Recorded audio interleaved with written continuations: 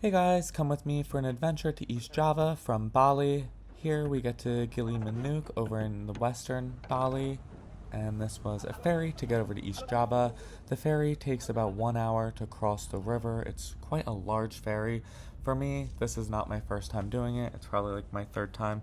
So I guess I got the process down. Sometimes it's packed, sometimes it's not. This wasn't as packed, but I just booked it to the front of the car and I got into like the little VIP area where there's air conditioning. But it is really nice. And then as soon as I arrived, I had a driver come pick me up and take me to my homestay. Along the way, we did stop and get lunch. This is me checking out a really nice restaurant, getting my local East Java dishes, and then me complaining about my chicken, lol. But from here, we made it to the homestay. This was a homestay that I stayed in just for about the night before we started our trek the next morning to hike a volcano to see blue lava.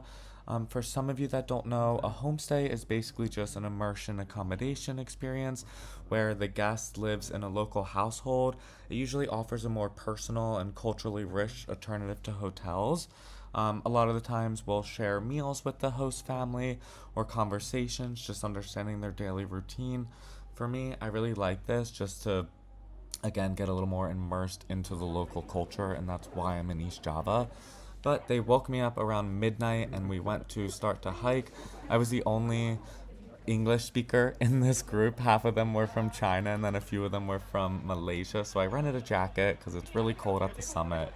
And then I had a coffee and I went to the bathroom. I really like it here how it's so local that the guides are just chilling, hanging out, making different fires and hanging by that in the mornings. And then these are what the toilets look like. They're super rustic. These are basically the little squat toilets. You do your little business, and then they have these buckets here for you to self flush. The pressure of the water just flushes the toilet into wherever it goes.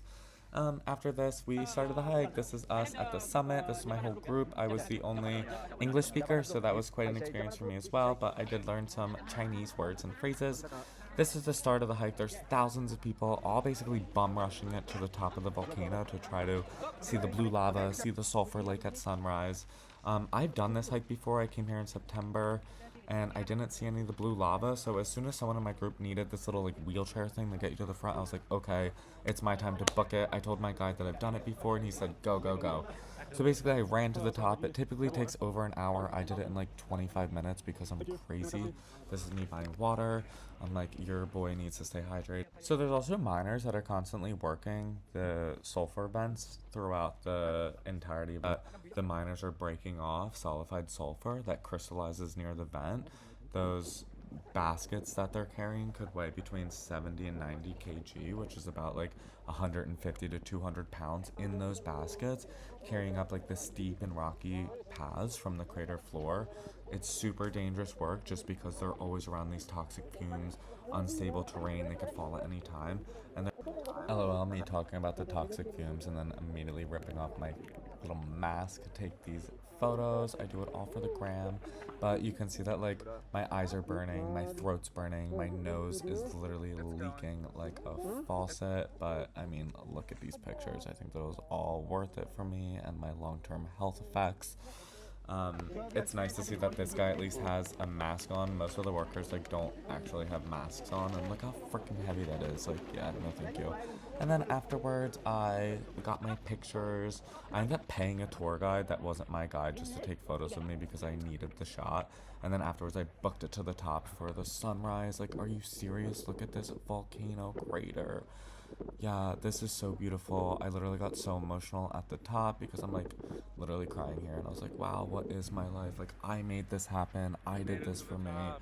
And now I'm seeing the most beautiful sunrises literally all around the world. I'm so proud of myself. Um, Here I got to the top probably with like 15 minutes to spare before the sunrise. I'm just checking out the entire ridge. Here's the sunrise. You can't really see me, but let's do this. It was quite cold at the top. I have my winter jacket that I rented. I just took it off for every picture that I took.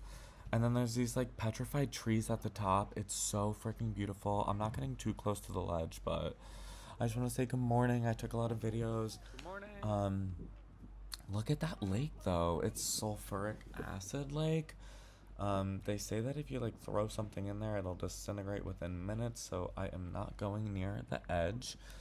But I just kept taking a bunch of really beautiful little sunrise pictures, sunrise videos, just wanted to get it all. Like, I'm so beyond happy and beyond grateful to be able to live this life and literally just like have all these new experiences. I love nature. Like, this is literally like what makes me so happy. And then from here you can see where I was down there at the bottom. These are where the sulfur events happen, and then this is where the, I guess, the liquid sulfur catches fire. That's why it looks like blue lava. Actually, it's not blue lava, it's blue flames. It's the sulfuric acid escaping the deep cracks in the volcano, and then at very high temperature, when the gases come in contact with the oxygen air, they ignite and burn, and they burn into a blue flame. So that's like where you get all of the blue fire from.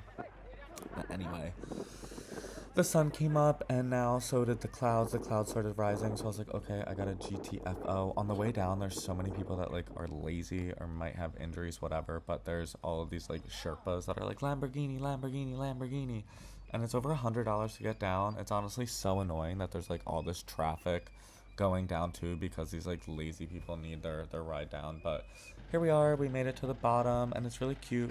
It literally reminds me of like the 90s, going camping everywhere.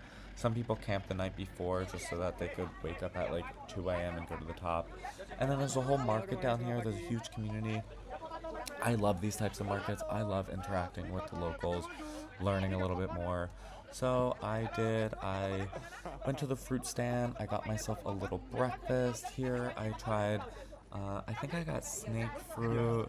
I got a little bit of dragon fruit. I think that's snake fruit. I got dragon fruit. I did not get any kiwis. And she's just so cute. She's just telling me some words, little names of stuff. She let me try a couple of different fruits, but, you know, I always support the locals. That is water fruit. Apple, water apple. LOL. That's a passion fruit. I bought a lot of stuff, and then I have a taste test in another video on my YouTube channel. And then here I got a sweet potato because I was like, you really can't go wrong with this. And then I ate the sweet potato. I found my guide at the very, very, very end. That's my guide. I really like everyone that I met on this trip. It's just really good energy. My guide got this like tofu food. I didn't know if it was gluten-free or not, so I did not try, but I did take a video of it. And then I went to like it's like a bar, like a pub, but I got coffee and I ended up sitting with these locals. They're super friendly. And then afterwards, we are getting in the car to go on the next adventure. I'll see you guys soon.